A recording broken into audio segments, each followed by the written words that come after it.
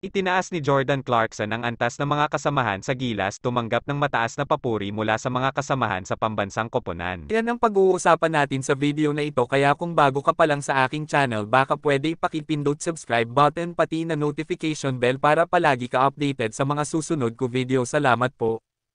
Ibinahagi ng mga miyembro ng Gilas poll kung paano naimpluwensyahan ng Utah Jazz guard ang mga kamakailang sesyon ng pagsasanay.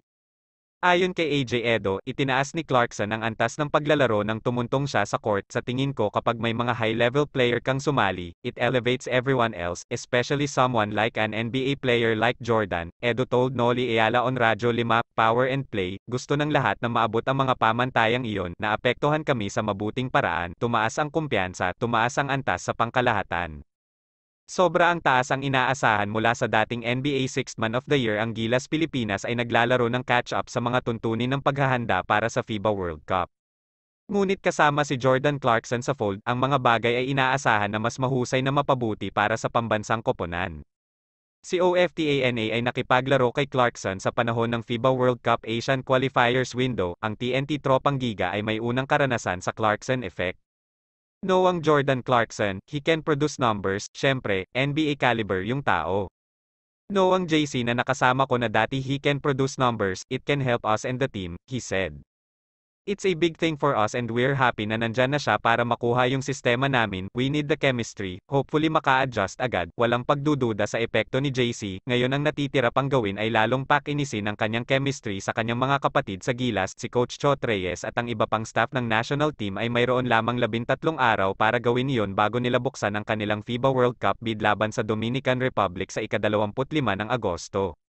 Naging tapat si AJ Edo tungkol sa senaryo ng pagkakapili para sa Final 12 ng Gilas para sa FIBA World Cup. Gumawa ng solidong kaso si Edo para mapabilang siya sa final roster ng Gilas para sa torneo. Ang 23 taong gulang na sentro ay babalik mula sa magkasunod na pinsala sa tuhod mula noong 2019. Ngunit ngayon na siya ay bumalik at malusog, si Edo ay muling nagpapakita, inilalagay ang kanyang sarili sa pangunahing pagsasaalang-alang para sa lineup ng FIBA World Cup. Ngunit makapasok man siya sa lineup o hindi, alam ni Edo na bawat isa sa kanila ay buong suporta sa koponan sa panahon ng torneo.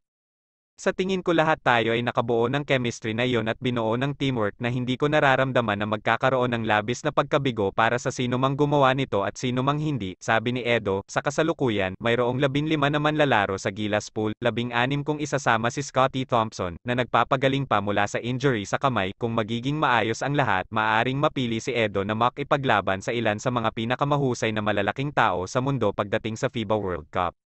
Ano masasabi ninyo sa tinatakbo ng ating pambansa koponan sa nalalapit ng FIBA World Cup? Huwag po natin kalimutan mag-comment. Maraming salamat po. Huwag mo kalimutan mag-like, subscribe sa aking channel.